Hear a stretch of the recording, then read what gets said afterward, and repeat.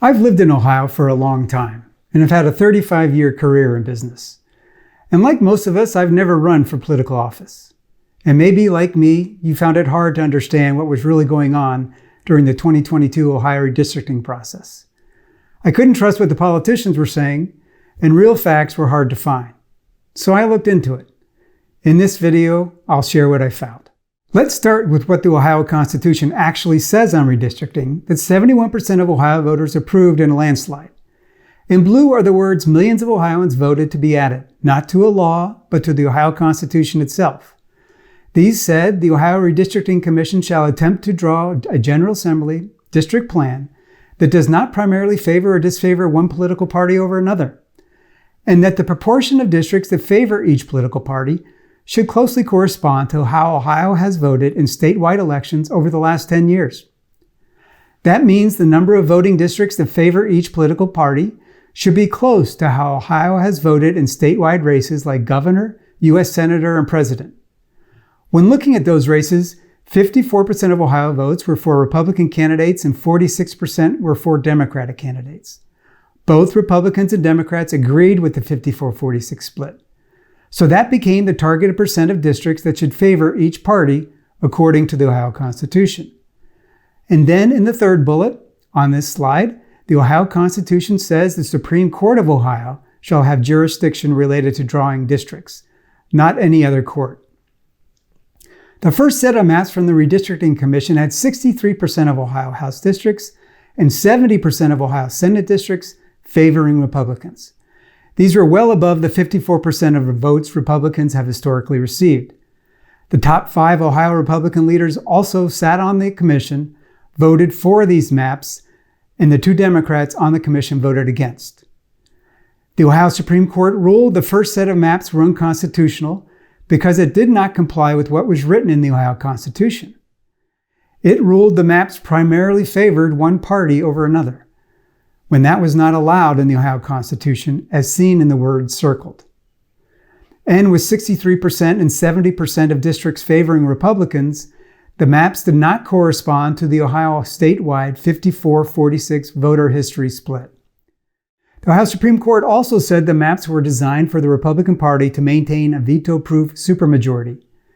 In Ohio, a supermajority is anything over 60%, because a vote of 60% or more is needed to override a governor veto.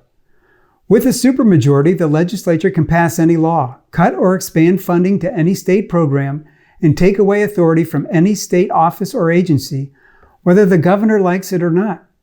A supermajority is also needed to put an amendment to the Ohio Constitution on the ballot for voters to vote on.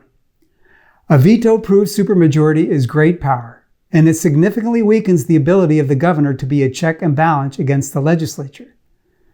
After the first set of maps were ruled unconstitutional, a second set of maps were approved by the Redistricting Commission, with Ohio's top 5 Republican leaders voting for and the 2 Democrats against.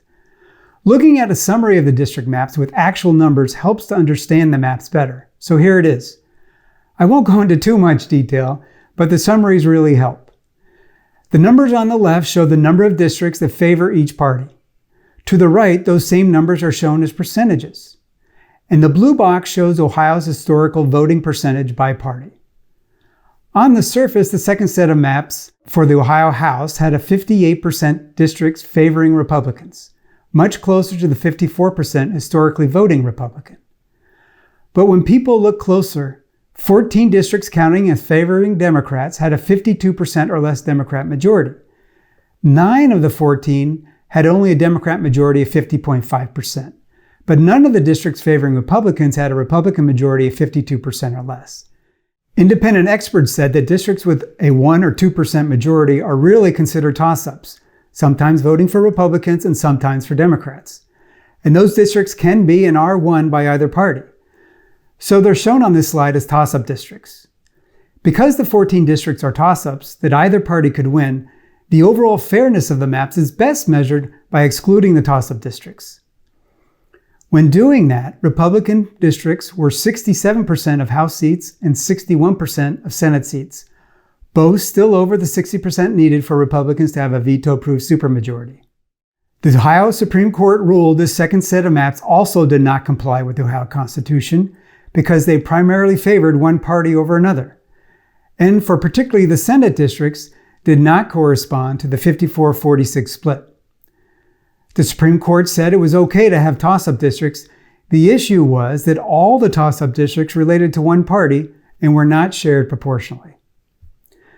In what can be described as defying the Ohio Supreme Court, 4 of Ohio's top Republican leaders then approved a third set of maps that almost doubled the number of toss-up districts counted as favoring Democrats to 26, with again, no Republican districts being toss-ups. This is a summary of the third set of maps. Republican leaders at the time were saying they tried but couldn't draw fair maps because of Ohio's geographical makeup, or because the Ohio Constitution prevented them from splitting up counties. But neither of these is true. Instead, they were spending time and energy directing consultants they hired and paid to intentionally draw maps that, one, looked like they were close to Ohio's 54-46 historical voting percentages. 2, had 43% of the Democrat-counted districts really being toss-ups. 3, had 0 Republican districts being toss-ups. And 4, maps that ensured a Republican supermajority. That combination did not happen by accident. It took time and effort using sophisticated computer programs to develop maps like these. Independent mapping experts told the Ohio Supreme Court that thousands of maps could be created for Ohio, and that the ones being approved by the Redistricting Commission were some of the most extreme at favoring Republicans. Excluding the toss-up districts, Republicans again had a supermajority of 68% and 69% seen here. We'll see later how closely these percentages predicted actual results in the 2022 election. Like the previous 2 sets of maps, the third set of maps was ruled unconstitutional because it favored one party over another. We will see later if the Supreme Court was right about that. The fourth set of maps was not much different, once again defying the Ohio Supreme Court's previous rulings. A summary of the fourth set of maps is shown here along with the 3 previous sets of maps. The percentages shown exclude the toss-up districts.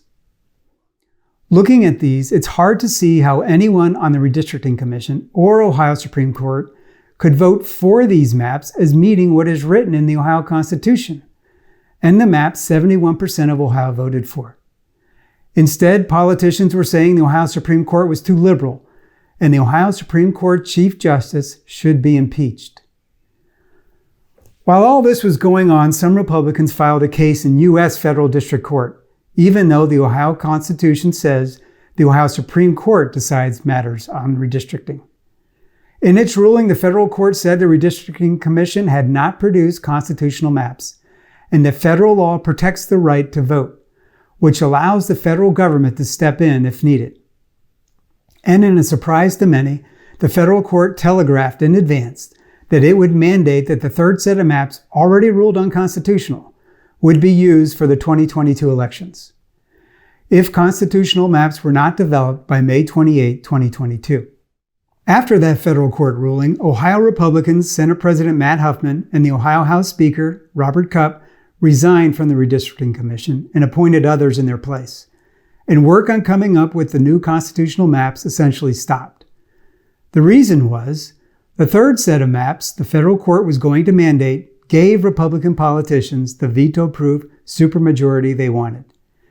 After the federal court ruling, instead of trying to come up with constitutional district maps, and in complete defiance of the Ohio Supreme Court, Republicans on the Redistricting Commission voted for the third set of maps again, and sent it again to the Ohio Supreme Court that had already ruled them unconstitutional.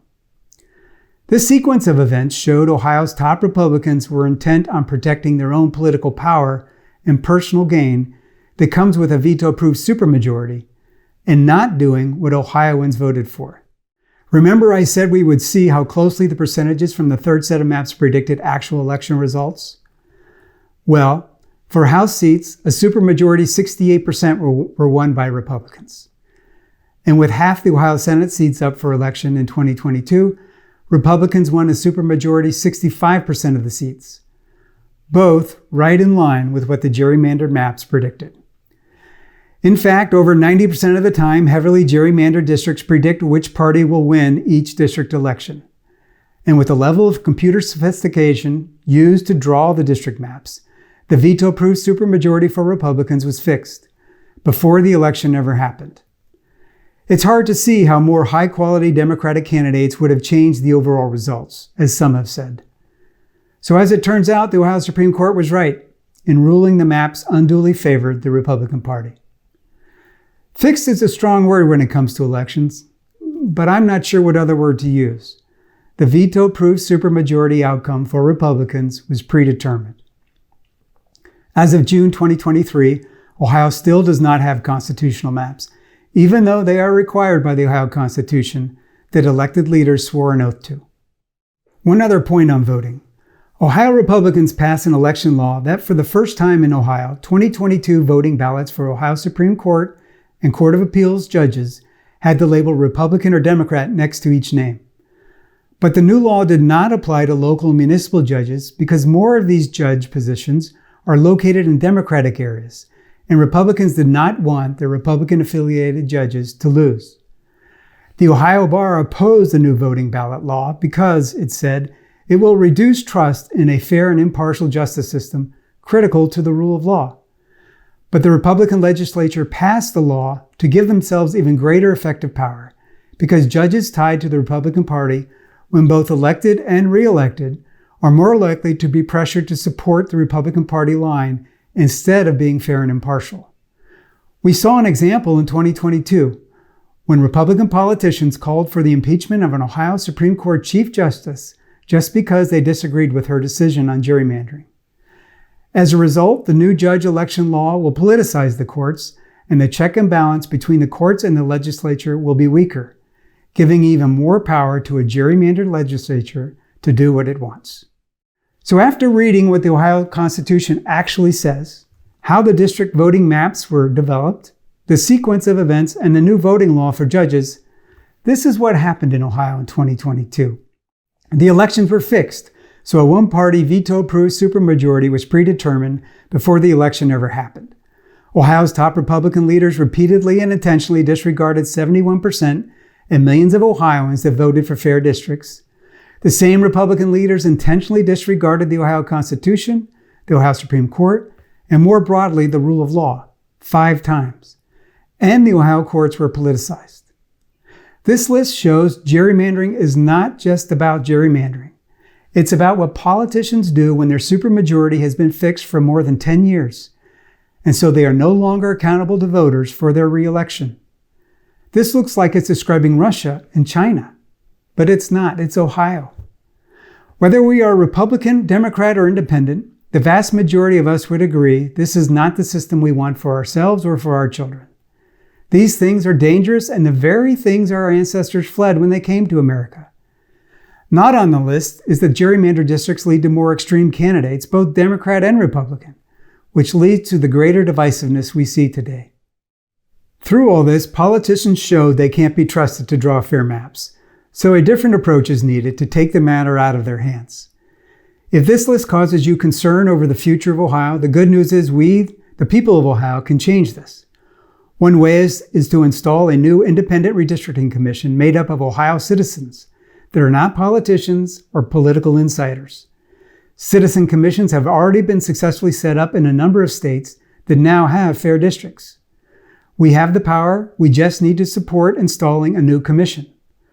Politicians will not change on their own, and if history tells us anything, they are more likely to do more of the same.